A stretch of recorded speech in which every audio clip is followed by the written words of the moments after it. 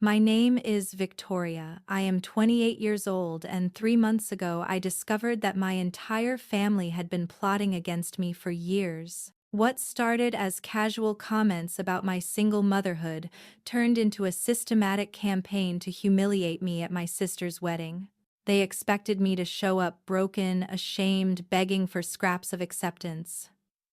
Instead, I walked into that reception hall with my head held high and a secret that would shatter their perfect facade forever. The look on their faces when they realized what I knew was absolutely priceless. Before we dive into this wild journey of family betrayal and sweet justice, I want to know where you are watching from. Drop your location in the comments below and do not forget to hit that like button and subscribe for more shocking family drama stories. Trust me, you will want to see how this revenge unfolds because what happened next completely changed everything my family thought they knew about power, respect, and consequences. The first crack in my perfect family illusion happened on a Tuesday morning in March. I was dropping off my 5-year-old daughter Emma at my mother's house before work when I accidentally left my phone charger behind. When I returned 20 minutes later to grab it, I heard voices coming from the kitchen that made my blood run cold. Victoria really thinks she is something special, does not she? My sister Rachel's voice dripped with malice. Walking around like being a single mom makes her some kind of hero. It is pathetic. She has always been attention-seeking, my mother replied, and the casual cruelty in her tone hit me like a physical blow. Remember how she used to make up stories as a child? Now she acts like raising Emma alone is some noble sacrifice instead of just poor life choices. I pressed myself against the hallway wall, my heart pounding so hard I was sure they would hear it. This was my family. The people who were supposed to love and support me unconditionally. The people who had hugged me just 20 minutes earlier and told Emma what a wonderful mother she had. The wedding is going to be perfect, Rachel continued. I made sure to seat her at the back table with the distant relatives and plus ones. She will get the message that she does not really belong with the real family anymore. Good thinking, sweetheart. My father's voice joined the conversation. Maybe if she feels uncomfortable enough, she will finally wake up and find herself a decent man instead of embarrassing us with this whole independent woman act. Did you see her last week trying to give me parenting advice? Rachel laughed bitterly.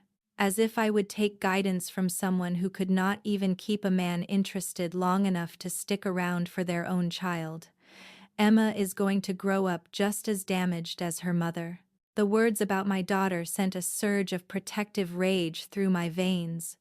They could insult me all they wanted, but bringing Emma into their twisted game crossed every line imaginable. I had spent 5 years building a beautiful life for us after Emma's father walked out working 60-hour weeks to provide everything she needed while earning my MBA at night. I thought my family was proud of my resilience and determination. I still think we should have just not invited her, my aunt Karen's voice added to the chorus of betrayal. She brings down the whole tone of any event, always showing up, looking exhausted and frazzled, talking about her struggles like anyone cares. No, it is better this way, my mother said with calculated coldness. Let her come and see what a real celebration looks like.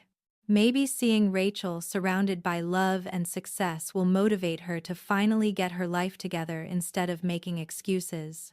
I backed away slowly, grabbed my charger from the entryway table, and left without saying goodbye to Emma.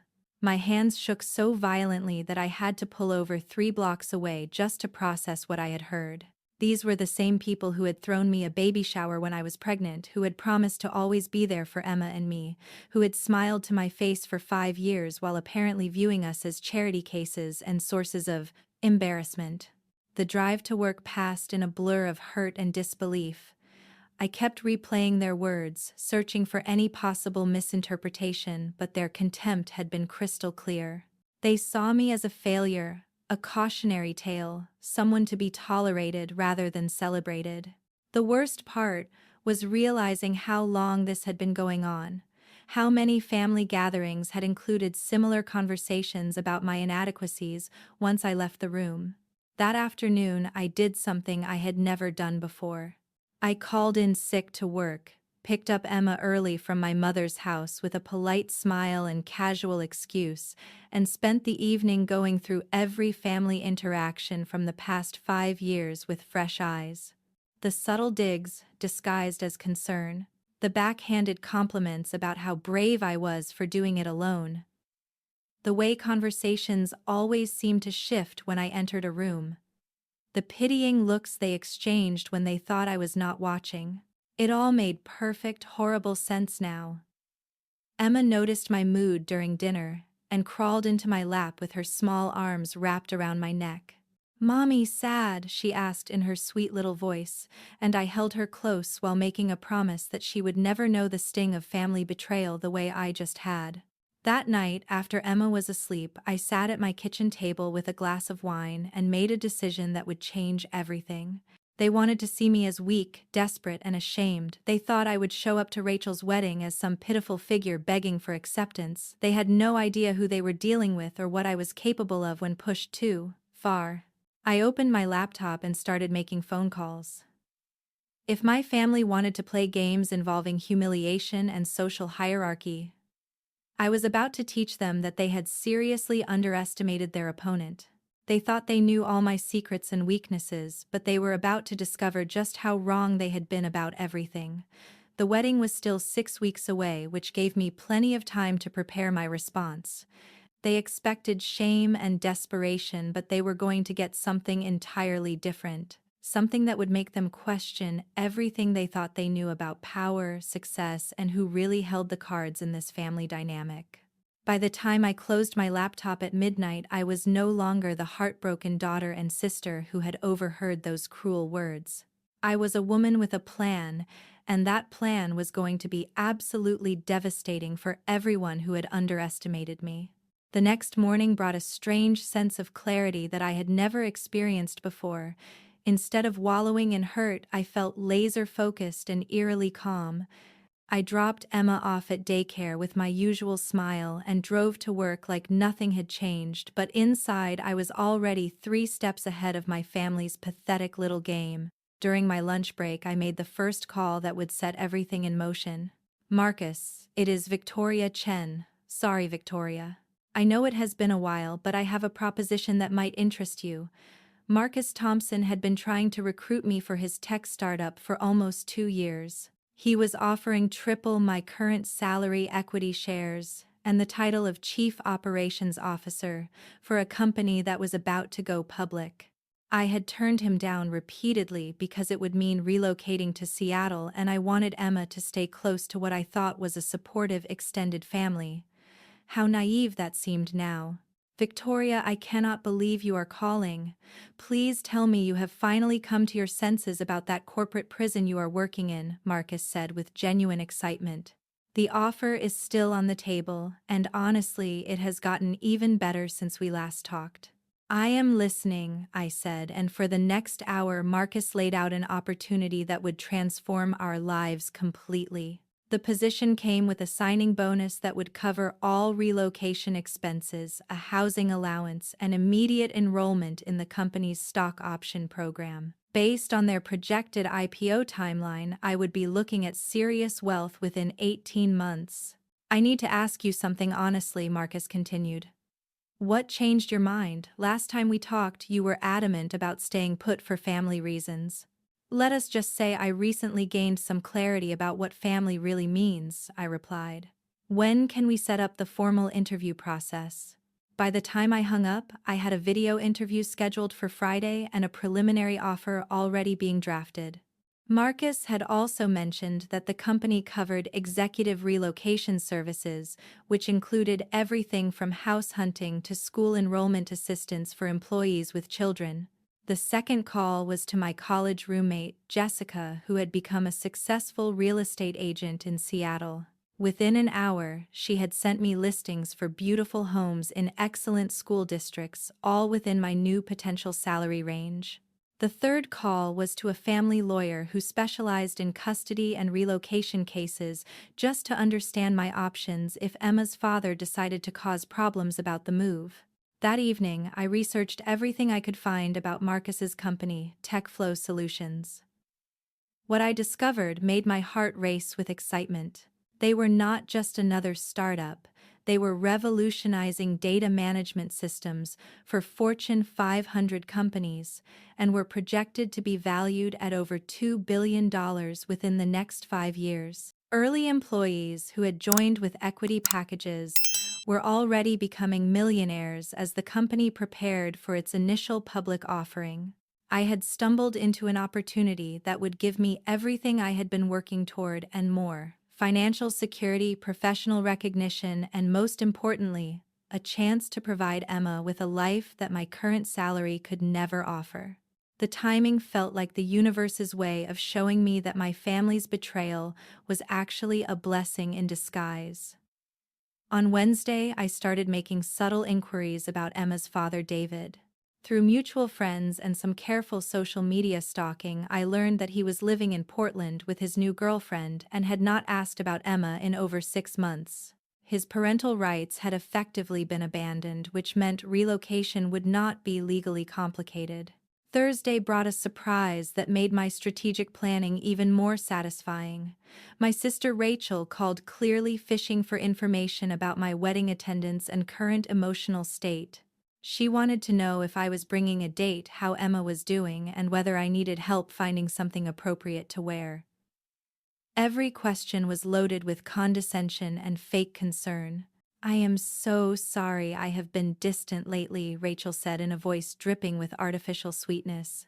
"I know planning this wedding has made me a little self-centered, and I hope you know how important it is to me that you are there to celebrate with us." "Of course I will be there," I replied smoothly. I would not miss it for the world. "Actually, I have some exciting news that I am planning to share with everyone at the reception." The slight pause on the other end of the line told me everything I needed to know. Rachel was clearly wondering what kind of news I could possibly have that would be worth sharing at her wedding. In her mind, my life was a series of struggles and disappointments that certainly did not warrant any kind of announcement. Oh, how wonderful she finally managed. "What kind of news? I want it to be a surprise," I said, enjoying the way I could practically hear her curiosity eating at her through the phone. "Let us just say that some big changes are coming for Emma and me, and I think everyone will be very interested to hear about our new chapter." After hanging up, I could not stop smiling. Rachel would spend the next 3 weeks wondering what I could possibly announce that would not completely overshadow her wedding day. She would probably lose sleep trying to figure out if I was dating someone, had gotten a new job, or was planning some other attention-seeking revelation. Friday's video interview with Marcus went even better than expected. The entire executive team was impressed with my background, and they made a formal offer that exceeded everything we had discussed. The signing bonus alone was more money than I had ever seen at one time, and the salary would triple our current standard of living.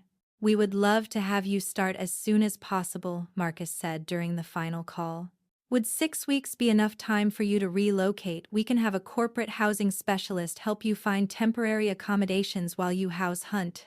6 weeks would be perfect, I replied, calculating that the timeline would put my start date exactly 1 week after Rachel's wedding. The symbolism was too perfect to ignore. That weekend, I told Emma that we might be going on a big adventure to a new city with mountains and the ocean nearby. Her eyes lit up with excitement as I showed her pictures of Seattle and described all the new experiences waiting for us. She had no attachment to our current city beyond her daycare friends, and at 5 years old she was more excited about adventure than worried about leaving familiar surroundings. I had not felt this powerful or optimistic about the future in years. My family thought they were orchestrating my humiliation, but they had no idea that they were about to witness my complete transformation from their charity case into someone they could never again look down upon. The following Monday brought an unexpected ally when my cousin David called completely out of the blue. David was Rachel's older brother and had always been the family outsider, the one who questioned traditions, called out hypocrisy, and generally made everyone uncomfortable with his direct honesty. We had been close as children but had drifted apart as adults when family gatherings became increasingly stressful. "Hey Victoria, I hope you do not mind me calling, but I wanted to give you a heads up about something I overheard," David said without preamble. I was at Mom and Dad's house yesterday helping them move furniture, and I heard them talking with your parents about seating arrangements for the wedding. The conversation was pretty ugly. My stomach clenched, but I kept my voice steady. What kind of ugly? They were laughing about putting you at what they called the loser table with all the distant relatives and plus ones. Your mother said something about teaching you humility, and my mom was going on about how single mothers always think they deserve special treatment. David's voice carried genuine anger. It was disgusting, Victoria. They were talking about you like you were some kind of burden instead of family. The fact that David was reaching out meant the family's cruelty was even more widespread than I had initially realized. They were not just talking behind my back. They were actively coordinating to humiliate me and enjoying the planning process. I appreciate you telling me, I said carefully, not ready to reveal my own discoveries or growing plans for retaliation. Look, I know we have not been close lately, but this is not right, David continued. You have worked your ass off to build a good life for Emma, and instead of being proud of you, they act like your success threatens their perfect little bubble somehow. I wanted you to know that not everyone in this family has lost their minds.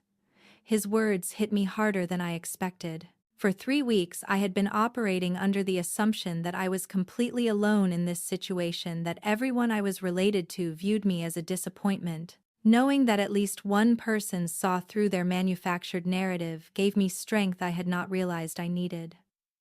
David, can I ask you something honestly? I said, making a split-second decision to test the waters. If someone in this family was planning something that would completely change the power dynamic at Rachel's wedding, would you be supportive or would you try to stop it? There was a long pause, and I could practically hear him thinking through the implications of my question. Are you asking hypothetically, or are you telling me that you have something planned? He asked slowly. Hypothetically, of course. Another pause, then David laughed. A sound I had not heard from him in years. Hypothetically, I would say it is about damn time someone taught this family that actions have consequences, and hypothetically I would be very interested in providing any assistance that might be needed. That conversation opened a door I had not expected. David became my unofficial intelligence source, feeding me information about family conversations and wedding planning details that helped me fine-tune my strategy. He also provided context that made their behavior even more infuriating. You know what really pisses me off, David said during one of our covert phone calls. They act like you are some kind of failure, but you are literally the most successful person in our generation. You have a graduate degree, you own your own home, you have raised an amazing kid as a single parent, and you have never asked any of them for money or help. Meanwhile, Rachel is marrying a guy whose parents are paying for half the wedding, and she has never held a job for more than 18 months. The irony was staggering. I had spent 5 years thinking I was the family disappointment, while actually being the most financially stable and professionally accomplished person among my siblings and cousins. Their need to tear me down suddenly made perfect sense. My independence and success made their own life choices look less impressive by comparison. As my Seattle plans solidified, I decided to share some details with David. His reaction was everything I had hoped for and more. Holy shit, Victoria, do you realize what this means? He said after I explained the job offer and relocation timeline. You are about to become the wealthiest person in our entire extended family, and they have no idea. The irony is going to be absolutely beautiful.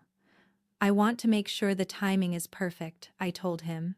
I am planning to make my announcement at the reception, but I need to know when the moment will have maximum impact. Leave that to me, David said with obvious glee. I will make sure I know exactly when they start their little humiliation campaign so you can shut it down completely. The next phase of my plan involved Emma, though she had no idea she was participating in anything beyond normal life preparations. I enrolled her in a weekend program at our local children's museum that focused on science and art exploration, telling her it was practice for all the amazing museums we would visit in our new city. Her excitement about our upcoming adventure was infectious and reminded me daily that this decision was about building a better future for both of us, not just proving a point to my family. I also started working with a personal shopper recommended by Marcus's company. They specialized in executive wardrobes and helped me select an outfit for the wedding that would send exactly the right message. We chose a midnight blue silk dress that was elegant without being flashy, paired with understated jewelry and designer accessories that suggested success without screaming wealth. The goal was to look polished and confident, like someone who belonged in any social circle. 2 weeks before the wedding, I received my official employment contract and signed it during my lunch break with a sense of satisfaction that was almost overwhelming. The signing bonus hit my bank account 3 days later, and seeing that balance gave me a rush of power unlike anything I had ever experienced. That weekend, I took Emma shopping for a new dress for the wedding. As we wandered through the children's department, she chatted excitedly about seeing all her cousins and dancing at the party. Her innocent enthusiasm for family time created a sharp contrast with my knowledge of how that same family viewed us, and it strengthened my resolve to protect her from their toxicity permanently.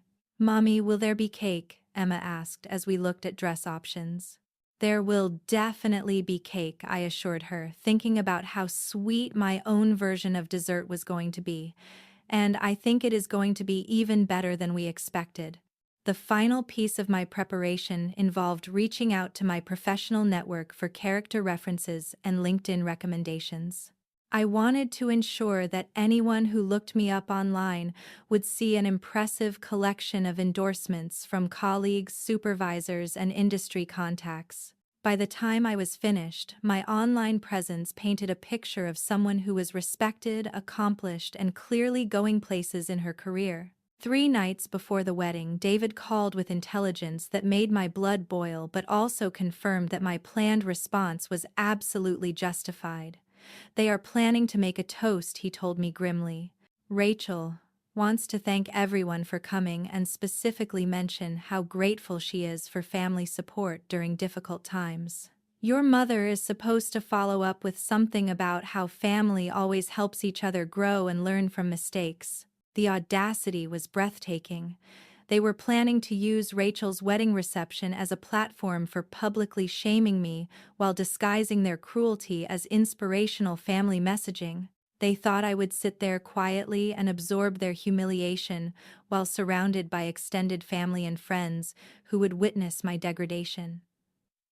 They had no idea that their perfect moment was about to become mine instead.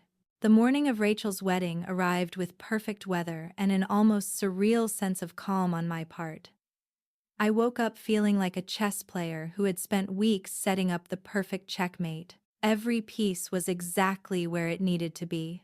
I spent the morning pampering Emma and myself at the salon I had booked specifically for this day. We got matching manicures in a soft pink that complemented both our outfits, and I had my hair styled in an elegant updo that made me look polished and sophisticated.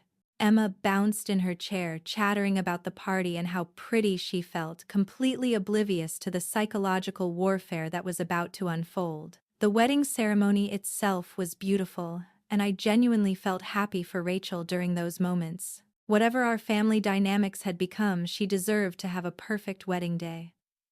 I sat in the back section where they had placed me, smiled at the appropriate times, and even teared up a little during the vows. David caught my eye from across the aisle and gave me a subtle thumbs up, clearly impressed by how composed I appeared. The reception venue was stunning. A historic mansion with crystal chandeliers and floor-to-ceiling windows overlooking manicured gardens. I had to admit that Rachel and my parents had outdone themselves with the planning. The irony was not lost on me that they had created the perfect backdrop for what was about to become the most memorable family event in decades. During cocktail hour, I mingled politely with relatives I had not seen in months, deflecting their polite questions about my life, with vague answers about keeping busy with work and Emma. Several people made comments about how great I looked, which felt like small victories considering I was supposedly the family disappointment. Emma charmed everyone she met as usual. She had inherited my social skills but none of my recent cynicism, so she flitted from group to group, sharing stories about her kindergarten class and asking adults about their jobs with genuine curiosity. Watching her interact with our extended family reminded me why I needed to protect her from their toxic dynamics permanently. The seating arrangement was exactly as David had warned me it would be. Table 12 was tucked in the back corner, populated by distant cousins plus ones and family friends who had been invited out of obligation rather than genuine affection. The message was crystal clear: this was where the family placed people who did not really matter. I smiled graciously at my table mates and made pleasant conversation throughout the first course. Emma sat beside me, completely happy to be included in a grown-up party and oblivious to the social dynamics at play. She complimented everyone on their outfits and asked thoughtful questions that made the other guests smile genuinely. As dinner progressed, I noticed my parents and Rachel glancing in my direction with poorly concealed anticipation. They were clearly waiting for their moment to execute whatever public humiliation they had planned. David had positioned himself at a table with a clear view of mine, and our eyes met several times as we both waited for the evening to unfold. The moment arrived during dessert service just as David had predicted. Rachel stood up with her champagne glass and called for everyone's attention. The room quieted down as she began what appeared to be a standard maid of honor toast. I want to thank everyone for being here tonight to celebrate this incredible milestone with us, Rachel began, her voice carrying clearly through the room. Family means everything to me, and having all of you here makes this day perfect. She paused, and I saw her eyes flick toward my table with a look that made my stomach clench with anticipation. I especially want to acknowledge how grateful I am for the support our family provides during challenging times, Rachel continued, and several people turned to look in my direction. We have all learned so much about resilience, growth, and the importance of never giving up on the people we love even when they face difficulties that test our patience and understanding. The barely concealed insult hit me like a physical blow, but I kept my expression neutral and my posture straight. Around me, I could feel people processing her words and realizing that I was being publicly called out as the family member who required patience and understanding due to my difficulties. My mother stood up next, just as David had predicted she would. Rachel is absolutely right about family support, she said with a smile that did not reach her eyes. Some of our loved ones have needed more guidance and encouragement than others, and that is what family does. We stick together through mistakes, poor choices, and the learning experiences that help us grow into better people. The humiliation was even worse than I had imagined. They were not just talking about me. They were doing it in front of Emma, who was beginning to look confused by the strange tone in her grandmother's voice. That crossed a line that I could never forgive. I stood up slowly, my heart pounding but my voice completely steady. The room fell silent, as everyone realized that the target of their carefully orchestrated shaming was about to respond. Thank you so much for those touching words about family support, I said clearly, my voice carrying to every corner of the room. You are absolutely right that families should celebrate each other's growth and new opportunities. That is actually why I am so excited to share some news with everyone here tonight. I saw panic flash across Rachel's face as she realized her carefully planned moment was being hijacked. My parents looked frozen in place, clearly uncertain about what was about to happen but sensing that they had lost control of the situation. 3 weeks ago, I accepted a position as Chief Operations Officer for TechFlow Solutions in Seattle, I announced, and the room erupted in surprised murmurs. It came with a signing bonus that was larger than my current annual salary, equity shares in a company going public next year, and a compensation package that will make Emma and me financially set for life. The silence that followed was deafening. I could see people doing mental calculations, realizing that I had just announced a level of professional success that exceeded anything anyone else in our family had achieved. Rachel's face had gone completely white, and my parents looked like they had been physically struck. We will be relocating next month to start our new adventure. I continued maintaining eye contact with my mother. I wanted to share this news tonight because family milestones should be celebrated together, and this opportunity represents everything I have worked toward for the past 5 years. I raised my champagne glass in a mock toast to families support new beginnings and the importance of never underestimating people based on your own limited perspectives. The room stayed silent for what felt like an eternity before David started clapping enthusiastically from across the room. Gradually, other guests joined in, and soon the entire reception was applauding, while my parents and Rachel stood frozen in humiliated shock. I had just turned their moment of planned triumph into my own vindication, and everyone in attendance had witnessed exactly who held the real power in this family dynamic. The aftermath of my announcement was everything I had hoped for and more. The reception continued around us, but the entire energy had shifted dramatically. Guests who had been politely ignoring our back corner table suddenly found reasons to come over and congratulate me on my new position. Word spread quickly through the room that the quiet, single mom they had probably pitied was actually the most successful person at the wedding. Emma basked in the attention, not fully understanding what had happened but clearly delighted that everyone wanted to talk to us.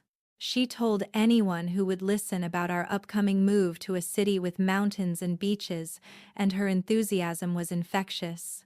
Several guests commented on what a bright, well-adjusted child she was, which felt like additional validation of my parenting after years of subtle criticism. My parents disappeared from the reception entirely about 20 minutes after my announcement. I later learned from David that they had retreated to a private room in the venue where my mother had what could only be described as a complete meltdown. According to him, she alternated between rage at my attention-seeking behavior and panic about how this made the family look to their friends and extended relatives. Rachel tried to salvage her reception by continuing with the planned festivities, but her heart clearly was not in it anymore. She kept glancing in my direction with a mixture of anger and something that looked almost like fear. Her new husband seemed oblivious to the family drama, which probably worked in everyone's favor. The most satisfying part was watching the dynamics shift in real time. Relatives who had barely spoken to me during cocktail hour suddenly wanted detailed information about my new job, the company, and our relocation plans. Aunts and uncles who had participated in years of subtle condescension were now asking for my professional advice and commenting on how proud they were of my success. "I always knew you were destined for great things," my Aunt Sarah said, apparently having completely forgotten her participation in numerous conversations about my poor life choices. "You have such a strong work ethic and determination. Emma is so lucky to have you as a role model." The revisionist history was almost amusing. People who had treated me like a cautionary tale for years were now claiming they had always believed in my potential. I accepted their congratulations graciously, while mentally noting who had shown their true colors during my supposed struggles. David found me during the dancing portion of the evening, grinning like he had just won the lottery. "That was the most beautiful thing I have ever witnessed," he said, pulling me into a hug. "Did you see their faces when you dropped that news? I thought Mom was going to pass out right there on the spot." "I cannot believe they actually tried to publicly shame me at a wedding," I replied, still processing the audacity of their original plan. In front of Emma, no less. "What kind of people do that to family?" "The kind of people who just learned a very expensive lesson about underestimating their opponents," David said with obvious satisfaction. "You know they are going to spiral about this for months, right? They built their entire sense of superiority on the idea that you were struggling and needed their guidance." He was absolutely right. By succeeding so dramatically and so publicly, I had not just defended myself, I had completely undermined the narrative they had used to justify years of condescending treatment. They could no longer position themselves as the successful family members graciously supporting their struggling relative. As the evening progressed, I noticed several interesting developments. Multiple guests asked for my contact information, mentioning business connections or opportunities they thought might interest me. 2 different couples mentioned that they had friends in Seattle who would love to meet us when we relocated. The social capital I was gaining from this one announcement was staggering. More importantly, Emma was having the time of her life. She danced with her cousins, charmed the other guests, and generally behaved like the confident, happy child she had always been. Seeing her enjoy herself reminded me that this move was not just about escaping family toxicity. It was about building a life where she could grow up, surrounded by people who valued achievement, ambition, and authenticity. Around 9 o'clock, my mother finally reappeared clearly, having spent significant time repairing her makeup and composing herself. She approached our table with a forced smile that fooled absolutely no one. "Victoria, I hope you know how excited we all are about your new opportunity," she said in a voice that sounded like she was choking on glass. "We just want what is best for you and Emma, and this sounds like it will be wonderful for both of you." The complete 180 from her earlier toast was breathtaking in its shamelessness. She was trying to rewrite history in real time, pretending that she had not just attempted to publicly humiliate me 30 minutes earlier. "Thank you," I replied with deliberate politeness. "I think Seattle will be perfect for us." Fresh starts can be so healthy, especially when you realize that some relationships have run their course. Her face went pale as she processed the implication that I was not just changing jobs, I was cutting ties with family members who had shown their true colors. The idea that I might take Emma away permanently and reduce their access to their grandchild clearly had not occurred to her until that moment. "You will still visit for holidays, of course," she said, and the desperation in her voice was almost pitiful. Emma would miss her family terribly if she did not get to see everyone regularly. "We will have to see how things work out," I replied non-committally. "Emma and I are going to be very busy building our new life. Priorities have a way of becoming crystal clear when you make big changes." The conversation ended awkwardly when Emma tugged on my dress, wanting to go back to the dance floor. As we walked away, I could feel my mother watching us with what I can only describe as growing panic. She was finally beginning to understand the long-term consequences of her cruelty. The wedding ended with me feeling more vindicated and empowered than I had in years. We said goodbye to the relatives who had suddenly become interested in maintaining relationships with us, collected our party favors, and headed home with Emma chattering excitedly about the evening. As I tucked her into bed that night, she looked up at me with sleepy eyes and said, "Mommy, everyone said you are really smart and successful tonight." I already knew that, but it was nice that they finally noticed too. Out of the mouths of babes. My 5-year-old daughter had better emotional intelligence than the adults who had spent years trying to make us feel small. The weeks following Rachel's wedding brought a series of revelations that confirmed every instinct I had developed about my family's true character. The mask had been completely ripped off, and what remained was both ugly and pathetic in ways that exceeded even my worst expectations. My mother called 3 times during the first week, each conversation more desperate than the last. She started with attempts at damage control, trying to convince me that I had misunderstood the tone of her wedding toast, and that everyone was genuinely excited about my success. When I remained politely distant, she shifted to guilt tactics about taking Emma away from her loving grandparents who just wanted to be part of her life. The final call revealed the truth about what was really bothering her. "People are asking questions, Victoria," she said with barely concealed panic. "The Hendersons want to know why you are moving so far away right after getting such a good job. The church ladies keep commenting on how successful you have become and wondering why we never mentioned your career achievements before." There it was. The real issue was not that they would miss Emma and me, but that my success was making them look bad in their social circles. People were beginning to question why they had never heard about my accomplishments, and why I was apparently eager to relocate far away from my supposedly loving family. Their carefully constructed image as supportive relatives was crumbling under scrutiny.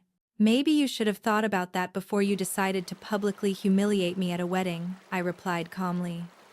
Actions have consequences, and some bridges cannot be rebuilt once you burn them down. Rachel attempted her own damage control through a series of passive-aggressive text messages that started with apologies and quickly devolved into accusations. She claimed that my announcement had been selfish and attention-seeking, that I had deliberately ruined her special day, and that everyone was talking about my behavior instead of her wedding. The complete lack of self-awareness was staggering. The most interesting development came from unexpected quarters. David had apparently been sharing details about the family's treatment of me with his own social circle, and word had gotten back to several of my parents' friends and neighbors. The community perception of our family dynamics was shifting dramatically as people learned the truth about what had been happening behind closed doors. My father, who had remained silent during the immediate aftermath, finally reached out 2 weeks before our scheduled move. His approach was different from my mother's emotional manipulation. He went straight to practical concerns about logistics and legal matters. "I think you are making a mistake that you will regret," he said during what would be our final phone conversation. "Seattle is expensive, you do not know anyone there, and Emma will be completely cut off from her family support system. What happens if this new job does not work out the way you expect?" The fact that he was still trying to undermine my confidence even after I had proven my professional worth told me everything I needed to know about his character. He genuinely could not accept that I had succeeded beyond anything he had achieved in his own career. "I have done my research thoroughly," I replied. "Unlike some people, I do not make major life decisions based on emotions or social appearances. This move is the best thing that could happen for Emma's future, and frankly, getting away from toxic family dynamics is worth any temporary challenges we might face." The silence that followed was telling. He had expected me to doubt myself, to seek his approval and guidance like I had done for years. Instead, he was confronted with a woman who had clearly thought through every aspect of her decision and was confident in her choices. Our actual departure was surprisingly peaceful. Marcus had arranged for a full-service moving company that packed everything efficiently and transported our belongings, while Emma and I flew to Seattle first class, another perk of my new executive position. Emma was thrilled by the airplane experience and spent the flight looking out the window and asking questions about our new city. The house we moved into exceeded every expectation I had dared to have. It was a beautiful craftsman-style home in a family-friendly neighborhood, complete with excellent schools, nearby parks, and neighbors who actually seemed interested in building community relationships. Emma made friends within the first week, and I felt more at peace than I had in years. My new job was everything Marcus had promised, and more. The company culture valued innovation, collaboration, and work-life balance in ways that my previous employer never had.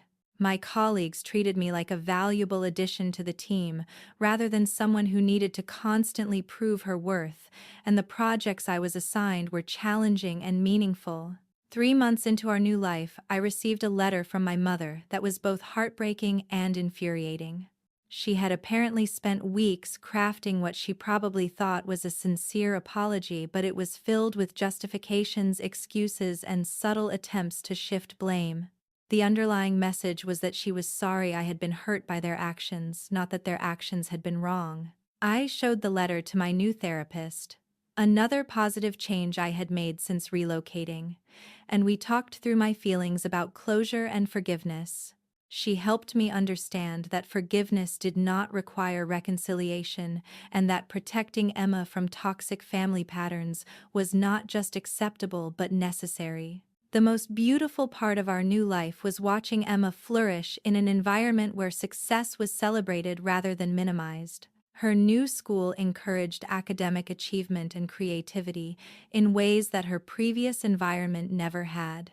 She joined a science club, made friends with children from diverse backgrounds, and began talking about career goals that showed she was thinking beyond the limited expectations that had surrounded us before. 6 months after the wedding, David visited us in Seattle and was amazed by the transformation in both our circumstances and our attitudes. "You look like a completely different person," he told me as we walked through Pike Place Market with Emma skipping ahead of us. "Confident, relaxed, genuinely happy. It is like you finally became who you were always supposed to be."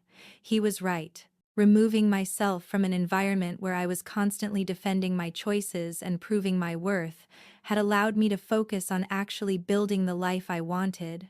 Emma and I had created our own chosen family among friends, colleagues, and neighbors who valued us for who we were rather than judging us for who we were not.